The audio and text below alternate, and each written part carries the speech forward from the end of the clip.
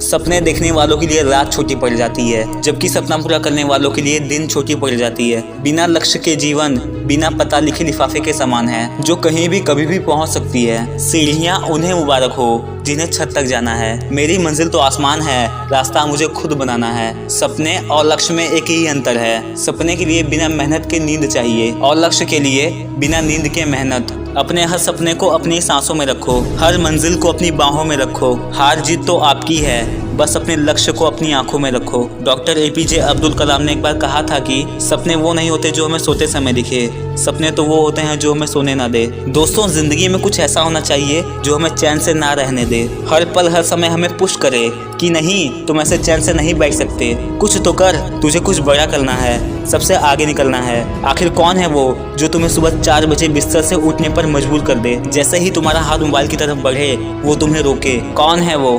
दोस्तों, वो हमारा लक्ष्य है, हमारा गोल। जब तक जीवन में कोई लक्ष्य नहीं होगा तब तक एनर्जी कहाँ से आएगी? आलसियों की तरफ पड़े रहोगे दिन भर, कुछ करने का मन नहीं करेगा। जो भी तुम्हारा लक्ष्य है उसे अपने हाथों पर लिख दो, अपने घर के हर दीवारों पर लिख दो, ताकि तुम्हारे दिमाग में वही घूमता रहे। लेकिन सबसे बड़ी बात तो ये है कि तुम्हारा कोई लक्ष्य ही नहीं है। दोस्तों, आपने अपने बचपन में पतंग जरूर उड़ाया होगा। जब तक पतंग मांझे से बंधी होती है तब तक उसे पतंग कहा जाता है, लेकिन जब वही पतंग मांझे से अलग हो जाती है तो उसी पतंग को कागज का टुकड़ा कहा जाता है। पतंग उड़ाने वाला पतंग को अपने इशारों पर नचाता है। बस दोस्तों, इसी तरह पतंग का मतलब एक व्यक्ति है और पतंग को उड़ाने वाले का मतलब हमारा लक्ष्य है। एक पतंग उड़ाने वाला लड़का पतंग को चाहे जैसे उड़ाए, उसी तरह हमारा लक्ष्य हमें अपने इशारों पर नचाता है। तुम्हारा लक्ष्य कैसा होना चाहिए? जो तुम्हें जमीन से उठाकर आसमान पर रख दे या आसमान से उठाकर जमीन पर पटक दे। अब ये तुम्हारे हाथों में है, तुम अपना लक्ष्य कैसा बनाते हो। दोस्तों, एक एग्जाम्पल से समझो। जब तक नदी का पानी नदी में बहता है, अपने गंतव्य तक जाता है, तब तक लोग उसे नदी कहते हैं। लेकिन जैसे ही नदी का पानी अपने लक्ष्य से भटक जाता है,